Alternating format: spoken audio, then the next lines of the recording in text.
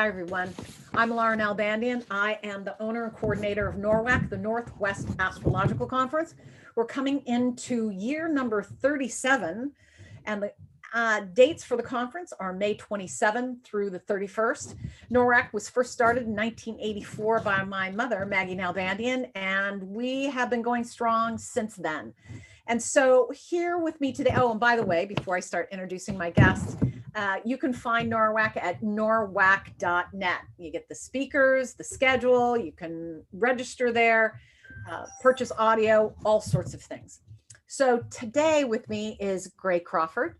And Gray, this is your second or third time speaking? Second? Yeah, second time speaking.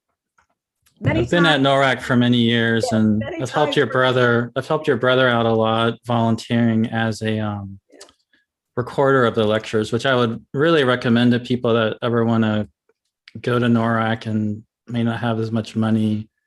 If there's volunteer opportunities, that's a pretty good one, because I did that for a while just to be able to come, not have to pay for it at all. Yeah. But yeah, second time speaking actually though. Well, we're excited to have you. Let me tell you a little bit about Gray. He enjoys exploring the connection between the stories of our lives with the cycles of astrology. He uses the living symbolism of astrology to foster self-awareness and provide guidance centered around the soulful purpose within. Gray has given lectures and workshops at UWAC, of course, NORWAC, PSA, the Portland School of Astrology, the OAA, Oregon Astrological Association, the WSAA, which is the Washington State Astrological Association, and NCGR. So he has been lecturing around a bit. Gray regularly publishes astrology articles on his website, where you can find those at graycrawford.net, as well as for astrology.com. How long have you been doing astrology.com? Couple years now. I think basically, yeah, 2020 was the first time my stuff started showing up on there. I think it was kind of the end of 2019 that they hired me, but yeah, so every once in a while, like I'll do, they tend to get me to do like a year overview kind of thing, or maybe like I wrote about the Mercury retrogrades for 2021 for them. So different things like that, more like kind of transit articles, that kind of thing. That's what people are looking for on that kind of website for sure. Yeah, totally. So on Friday, October 28th at the conference, you'll be lecturing on oracular light, heliacal rising, and setting planets. Those are a lot of words that some of us may not know. So why don't you help us out a bit in understanding oracular light, heliacal rising, and setting planets? Yeah, well, the oracular light is all about the fact that it's about a planet sharing its light. So there's a way where this does, in some ways, connect with, being in relationship with the sky, and when you can see a planet, becoming visible on the horizon. Okay. However, the way, as I'll, explain here, the way I'm kind of demarcating the phase, which is what's typical in traditional astrology, is sort of an ideal range of when a planet becomes visible, when it's seen for the first time or seen for the last time. Because by location, there's a lot of different factors about where you're living. Obviously your view, just where the planet actually is in the sky with latitude or, declination, even, what time of year it is. Like here, we have, when the sun's rising, it's like Pisces rising, which is a shorter ascension time. It makes it harder to see. Other times of year, it's easier to see the planet at the horizon because of how long it takes the sign to rise over the horizon. So there's a lot of factors, and you could get into trying to determine whether or not the planet in the chart you're looking at is truly being seen for the first time or being seen for the last time based on location. But there's an ideal range of basically 15 degrees. Okay. And the idea there is that when a planet is around that 15-degree range, If it's moving away from the sun, it's helically rising. Okay. It's being seen for the first time. If it's heading towards the sun, which could be direct for most of the planets, but with Venus and Mercury, it could also be going retrograde. That would be helically setting. And helically setting is it's making its final appearance, sharing its like final light on the horizon, before it descends into its invisible phase, and we can't see it until it, reemerges. And so,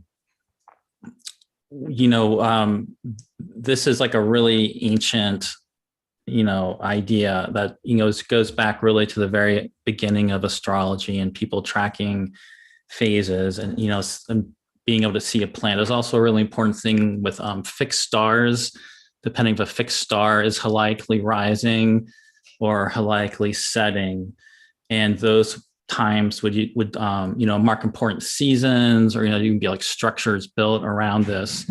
If you think about the horizon is obviously really important in astrology. It's what marks the ascendant.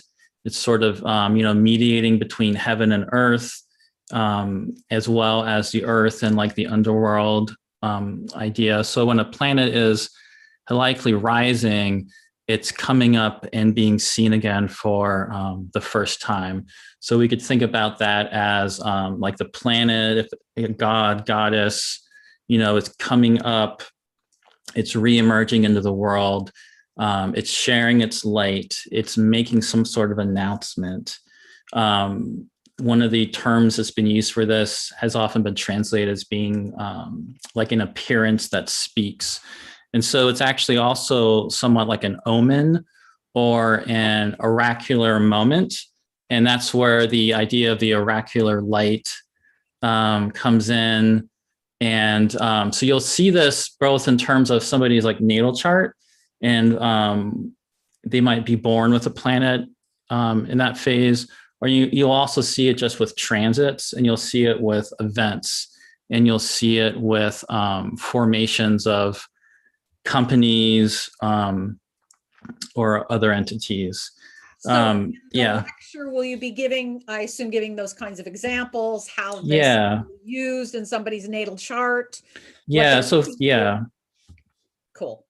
Yeah. So, I mean, the basic idea is you're looking, you can give yourself about 7 days for a natal chart. So if you look at somebody when they're born and you're looking like in an ephemeris, for example, and you count, 7 days forward or 7 days back, if you see a planet within 15 degrees of the sun in that range, that's where it's going to be helically rising or helically setting.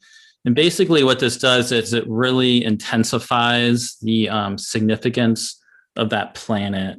And if you're into things like essential dignity or accidental dignity, or, judging the strength or weakness of a planet, this is a factor that brings in a lot of intensity. And if you're into more psychological astrology, that archetype of the planet is really going to saturate the life, be very strong in the person's life. You can also look at, what houses does that planet rule in their chart. Those topics might also be really important also. Yeah, and then so the main difference is helically rising, becoming visible tends to be seen as very, positive, because it's being seen again. It's then going to be increasing in light. The difference would be helically setting, it's sharing its last light, and then, kind of going into the underworld. And one of the ideas around that I really like that Dimitra George has talked about is the idea that whenever a planet, we can't see it, like Venus is actually like that right now. Venus is sort of in the underworld heading towards the sun. When Venus gets to the sun later this month, be like around March 26th, Venus is combining with the sun. She's being reborn or reanimated, reseeded with light. And then once Venus gets away from the sun and comes out to be visible again, Venus is being reborn into the world. So one thing I'm also going to talk about in the lecture is just using secondary progressions.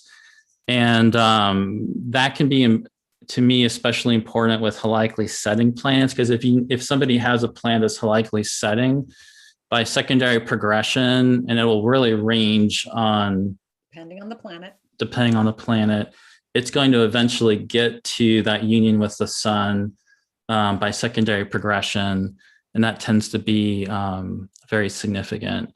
With Mercury, if Mercury is helically rising, because Mercury is a lot faster in secondary progressions, we know there's going to be sort of like Mercury going ahead, stopping, stationing, turning retrograde in that by progression, and then coming back. So if you use secondary progression, I'm going to bring that into you, that it can also kind of key you in on some important times that are going to show up by that technique also. Perfect. Yeah. Well, great. Then those of you who are interested in this topic, and of course, many, many more, go to visit norwac.net, check out the schedule. You can register there. And of course, see Gray on Friday, May 28th at NORWAC. Thanks, Gray.